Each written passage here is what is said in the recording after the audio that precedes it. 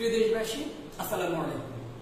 আপনারা নিশ্চয় অবগত রয়েছেন বাংলাদেশের ফ্যাসিবাদী, খুনি ও স্বৈরাচারী সরকার আজ সন্ধ্যা ৬টা থেকে কারফিউ জারি করেছে।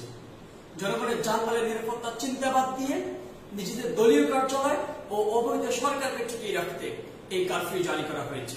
কিন্তু জনগণের মৌলিক অধিকারকে ভুলুণ্ঠিত করে এই ধরনের কোন সিদ্ধান্ত দেওয়ার সাংবিধানিক ও নৈতিক অধিকার এই সরকার রাখে না। তাই নিজেদের জানমাল ও মৌলিক অধিকার রক্ষার স্বার্থে সারা দেশের সর্বস্তরের জনসাধারণ এই কারফিউকে ঘৃণা ভরে প্রত্যাখ্যান করেছে। জনগণ বলেছে এই সরকারকে তারা মানছে না, সুতরাং কারফিউ দেওয়ার কোন অধিকার সরকারের নেই। আপনারা এর মধ্যে অবগত হয়েছেন যে আমাদের শান্তিপূর্ণ অসহযোগ আন্দোলনে আজ সরকারের পদলেহনকারী পুলিশ বাহিনী ও পোষ্য আওয়ামী লীগ, যুবলীগ ও ছাত্রলীগের গুন্ডারা কিভাবে হামলা করেছে। আজ রবিবার একদিনে নিরস্ত্র সাধারণ মানুষের উপর তারা নির্বিচারে গুলি চালিয়ে সারা দেশে প্রায় ১০০-র মতো নিরপরাধ মানুষকে পাখির মতো হত্যা করেছে। অথচ এই মানুষগুলি শেখ হাসিনা সরকার কর্তৃক সংঘটিত এক হত্যাযজ্ঞের বিচার নিশ্চিত করতে তার পদত্যাগের দাবি করেছে। আমরা আন্তর্জাতিক সম্প্রদায়কে এখন আহ্বান করছি এই সরকার থেকে সমর্থন প্রত্যাহার করতে, কারণ এদেশের জনগণের কোনো সমর্থন নেই এই সরকারের, যারা কিনা গত ৩ মেয়াদে ভোট ডাকাতি করে, গণতন্ত্র হত্যা করে ক্ষমতায় আসে। জনগণের এই জোয়ারে প্রমাণিত হয় এই সরকারকে দেশের ৯৯% মানুষ ঘৃণা করে। ১/১ কম অস্ত্রধারী ও কিছু ক্ষমতাশালী মানুষকে নিয়ে নিরপরাধ মানুষকে হত্যা করতে তারা ক্ষমতা আঁকড়ে ধরে রেখেছে। সুতরাং আন্তর্জাতিক সম্প্রদায় নৈতিক দায়িত্ব বাংলাদেশের সাধারণ মানুষের পাশে দাঁড়ানো ও আরো বড় ধরনের হত্যাযজ্ঞ চালানোর আগেই এই সরকারকে হটানোর জন্য আন্তর্জাতিক চাপ সৃষ্টি করা।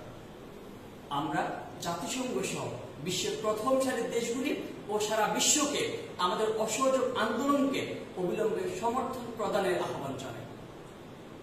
আমরা ছাত্ররা ক্ষমতার জন্য লড়াই করছি, এটির প্রতি আমাদের বিন্দুমাত্র লোভ লালসা নেই। আমরা কেবল আমাদের ও আগামী প্রজন্মের জন্য একটি ন্যায়ভিত্তিক গণতান্ত্রিক একটি রাষ্ট্র ব্যবস্থা নিয়ে যেতে চাই, যেখানে সবাই সমান সুযোগ ও অধিকার নিয়ে বেড়ে উঠতে পারে। এজন্য আমরা জীবন দিতে প্রস্তুত। দেশবাসী আমাদের আন্দোলনে অভূতপূর্ব একাত্মতা প্রকাশ করেছে। এখন এই আন্দোলনে ছাত্রদের চেয়ে সাধারণ মানুষের অংশগ্রহণই বেশি। ছোট কিশোরী, গৃহবধূ, প্রবীণ নরনারীরা যে এক অবিস্মরণীয় সাহস নিয়ে এই আন্দোলনে যোগ দিচ্ছেন তা আমাদের অভিভূত করেছে। আমাদের সামনে এগিয়ে যেতে সাহস ও স্পৃহা যোগাচ্ছে। আমরা দেখেছি গুলি উপেক্ষা করে যুবকরা কিভাবে হাসি মুখে মৃত্যুকে জয় করছে। আমরা দেখেছি নাম না জানা হাজার হাজার শ্রমিক এবং মেহনতি মানুষ আমাদের মিছিলের অগ্রভাগে দাঁড়িয়ে থেকেছে। তাই দেশে মানুষ এই গণহত্যার শেষ দেখতে চায়। তারা আর এই সরকারের বুলেটকে ভয় পায় না। তারা পরিণত করেছে এক মৃত্যুঞ্জয় জাতিকে।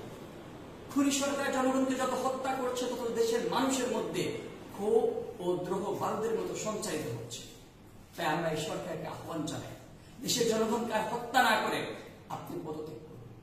প্রিয় দেশবাসী, আপনারা এর মধ্যে দেশের বিভিন্ন শহর থেকে এই খুনি সরকারের পুলিশ বাহিনীকে বিতাড়িত করেছেন। এখন আপনাদের পরবর্তী গন্তব্য রাজধানী ঢাকা।